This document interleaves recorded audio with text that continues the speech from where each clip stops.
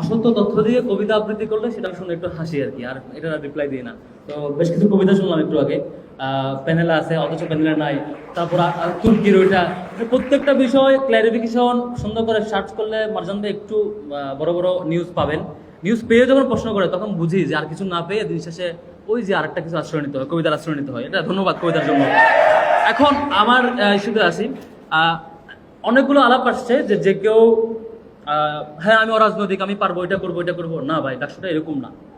ডাকসু হলো আপনাকে লোড নিতে পারার ক্যাপাসিটি থাকবে, মানুষের সাইকোলজি বুঝবার ক্যাপাসিটি লাগবে, ডাইভার্স মানুষকে একসাথে মোবিলাইজ করার ক্যাপাসিটি লাগবে। সেটা করেছেন, সেটা দেখাইতে হবে। নয়তো ডাকসুতে আসলে আপনিও ধ্বংস হবেন, ডাকসুরও ধ্বংস করবেন। এটাই হয়। পৃথিবীর বহু বড় বড় রাষ্ট্রপ্রধান আছে যারা ভাবছে আপনি পপুলিজমের পিছনে পরে রাষ্ট্রপ্রধান হয়ে গেছে, পরে পুরো রাষ্ট্রকে ডুবাইছে, কারণ তার এক্সপিরিয়েন্স থাকার কারণে। পলিটিক্যাল এক্সপিরিয়েন্স, ডাইভার্স মানুষকে চালানোর এক্সপিরিয়েন্স এবং নানান সাইকোলজি মানুষকে রিড করে সেটাকে অ্যাড্রেস করার ক্যাপাসিটি এবং এক্সপিরিয়েন্স না থাকলে হুট করে আসলে আপনি পারবেন না।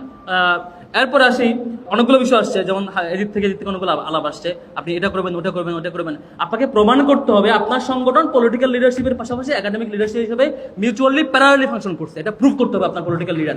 যদি প্রমাণ করতে পারেন তাহলে আপনি বিশ্ববিদ্যালয়কে একাডেমিক প্রতিষ্ঠান বানাবেন, এটা আমি বিশ্বাস করতে পারবো। আর নয়তো আপনি যতই বলেন গণরুম হবে না, গেস্ট রুম হবে না, একাডেমিক হবে, কিন্তু আপনার সাংগঠনিক কর্মসূচি কত পোর্শন একাডেমিককে প্রমোট করে, আপনার সাংগঠনিক ক্যাপাসিটি, আপনার লিডারশিপের প্রপোর্শনালিটি কেমন করে আপনি এটা প্রমোট করেন। আমরা সেটা করতে চাই।